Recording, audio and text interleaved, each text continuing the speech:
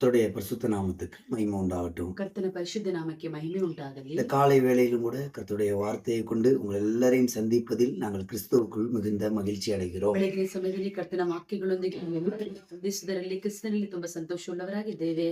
116வது சங்கீதம் 116ನೇ ಕೀರ್ತನೆ 8வது வசனத்தை இந்த காலை வேளையில நாம் தியானிக்கலாம். 9ನೇ ವಾಕ್ಯದಲ್ಲಿ ಒಂದು ವಾಕ್ಯವನ್ನು ಧ್ಯಾನಿಸೋಣ. தமிழ்ல 8வது வசனம், கன்னடத்துல 9வது வசனம். ತಮಿಳಲ್ಲಿ 8ನೇ ವಾಕ್ಯ, ಆದರೆ ಕನ್ನಡದಲ್ಲಿ 9ನೇ ವಾಕ್ಯ. 116ஆம் சங்கீதம் 8வது வசனம். 116ನೇ ಕೀರ್ತನೆ 9ನೇ ವಾಕ್ಯ. என் ஆத்துமாவை மரணத்துக்கும் ನೀನು ನನ್ನ ಪ್ರಾಣವನ್ನು ಮರಣಕ್ಕೆ, என் கண்ணை கண்ணீருக்கும் என் காலை இடறலுக்கும் தப்புவித்தீர். ನೀನು ನನ್ನ ಪ್ರಾಣವನ್ನು ಮರಣಕ್ಕೆ ತಪ್ಪಿಸಿ ಕಣ್ಣೀರನ್ನು ನಿಲ್ಲಿಸಿ ನನ್ನ ಪಾದಗಳನ್ನು ಎಡವದಂತೆ ಕಾದಿದ್ದಿ. கர்த்தருக்கு ஸ்தோத்திரம். கர்த்தನಿಗೆ ಸ್ತೋತ್ರ. 3 காரியத்திலிருந்து ஆண்டவர் தப்புவிக்கிறதாக நாம் இந்த வேத வசனத்துல படிக்கிறோம். 3 ಕಾರ್ಯದಲ್ಲಿ ದೇವರು ನಮ್ಮನ್ನು ತಪ್ಪಿಸುವುದಾಗಿ ಈ ವೇದ ವಾಕ್ಯದಲ್ಲಿ ಓದುತ್ತೇವೆ. ஆம் பிரியமானவர்களே, நம்முடைய இயேசு இன்றைக்கும் அநேக காரியங்களிலிருந்து தப்புவிக்கிறவராக இருக்கிறார். ಹೌದು ಪ್ರಿಯವಾದವರೇ, ನಮ್ಮ ಯೇಸು ಕ್ರಿಸ್ತನು ಅನೇಕರನ್ನು ಅನೇಕ ವಿಧದಲ್ಲಿ ತಪ್ಪಿಸುವ ದೇವರಾಗಿದ್ದಾರೆ. நீங்கள் ஏதாவது காரியங்கள்ல சிக்கி இருந்தால், ನೀವು ಯಾವುದಾದ್ರೂ ಕಾರ್ಯದಲ್ಲಿ ಸಿಕ್ಕಿರುವುದಾದರೆ, ஏதாவது பிரச்சனைகள்ல நீங்கள் சிக்கி இருந்தால், ಯಾವುದಾದ್ರೂ ಸಮಸ್ಯೆಗಳಲ್ಲಿ ನೀವು ಸಿಕ್ಕಿರುವುದಾದರೆ, இந்த காலை வேளையிலும்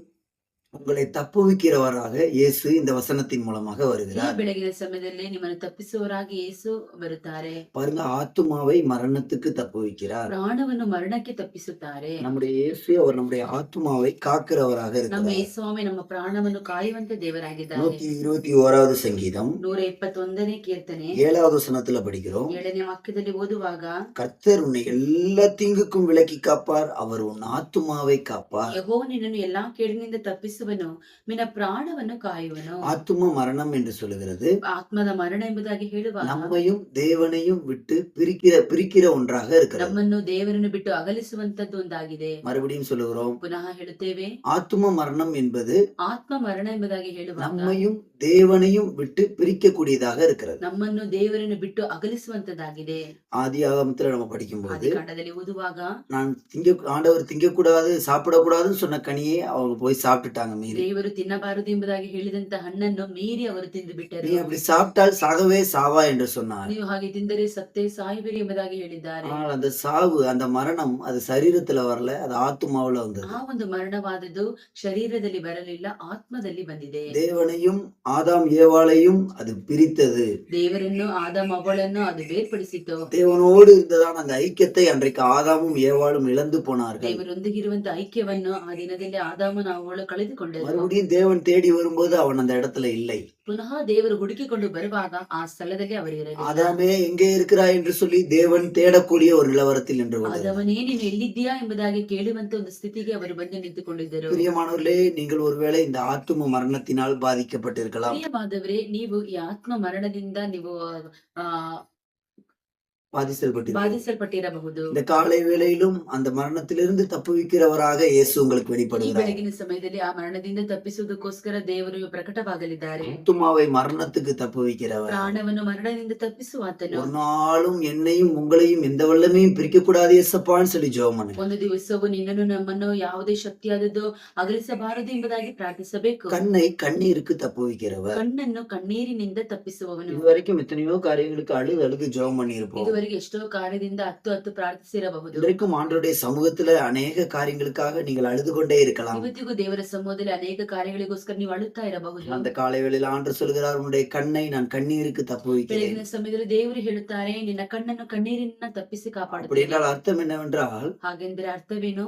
இனி எந்த காரியத்தை குறித்தும் அழுது ஜெபிக்க வேண்டும் என்கிற அவசியம் இல்லை. ಇನ್ನು ಎಲ್ಲ ಕಾರ್ಯಕ್ಕೋಸ್ಕರ ಹತ್ತು ಪ್ರಾರ್ಥಿಸಬೇಕೆಂಬುದಾಗಿ ಅವಶ್ಯಕತೆ ಇಲ್ಲ. எந்த காரியத்திற்காக நீங்கள் அழுது ஜெபித்தீர்களோ அந்த காரியத்துல ஆண்டவர் இன்றைக்கு ஒரு விடுதலையை கொடுக்கிறார். ಯಾವ ಕಾರ್ಯಕ್ಕೋಸ್ಕರ ನೀವು ಹತ್ತು ಪ್ರಾರ್ಥನೆ ಮಾಡಿದ್ದೀರೋ ಆ ಕಾರ್ಯಕ್ಕೋಸ್ಕರ ಇವತ್ತು ಬಿಡುಗಡೆ ಕೊಡಲಿದ್ದಾರೆ. அந்த காரியத்திலிருந்து ஆண்டவர் உங்களை தப்புவிக்கிறார். ಆ ಕಾರ್ಯದಿಂದ ದೇವರು ನಿಮ್ಮನ್ನು ತಪ್ಪಿಸುತ್ತಾರೆ. கண்ணை கண்ணீருக்கு தப்புவிக்கிறவர். ಕಣ್ಣನ್ನು ಕಣ್ಣೀರಿನಿಂದ ತಪ್ಪಿಸುವಾತನು. மூன்றாவதாக காலை இடறலுக்கு தப்புவிக்கிறார். ಮೂರನೇದಾಗಿ ನಮ್ಮ ಪಾದಗಳು ಎಡವದಂತೆ ಕಾಯುತ್ತಾರೆ. பரலோகம் போய் சேர்ற வரைக்கும் நாம் இடறி விழாதபடிக்கு, ಪರಲೋಕಕ್ಕೆ ಹೋಗಿ ಸೇರುವವರೆಗೂ ನಾವು ಎಡವಿ ಬೀಳದೆ ಹಾಗೆ நம்முடைய காலை இடறலுக்கு தேவன் தேவன் ನಮ್ಮ தப்புவிக்கிறார். ಕಾಲನ್ನು ಎಡವದಂತೆ ತಪ್ಪಿಸಿ ಕಾಪಾಡುತ್ತಾರೆ. யூதா புஸ்தகம் 24வது அதிகாரத்துல 24வது வசனத்துல ಯೂದ படிக்கிறோம். ಪುಸ್ತಕ 24ನೇ ವಾಕ್ಯದಲ್ಲಿ ಓದುವಾಗ வலுவாதபடிக்கு நம்மை காக்கவும் ಎಡವಿ ಬೀಳದಂತೆ ನಮ್ಮನ್ನು ಕಾಯುವಾತನು, மகிமையுள்ள சன்னிதானத்தில் நம்மை கொண்டு போய் நிறுத்தவும் ಮಹಿಮುಳ್ಳ ಸನ್ನಿಧಾನದಲ್ಲಿ ತೆಗೆದುಕೊಂಡು ನಿಲ್ಲಿಸುವುದಕ್ಕೂ அவர் வல்லமை உள்ளவராக ಆತನು இருக்கிறார். ಶಕ್ತನಾದ நாம் ದೇವರಾಗಿದ್ದಾನೆ. நடக்கும்படிக்கு நம்முடைய பாதையை அகலமாக்குகிறார். ನಾವು ನಡೆಯುವುದಕ್ಕೋಸ್ಕರ ನಮ್ಮ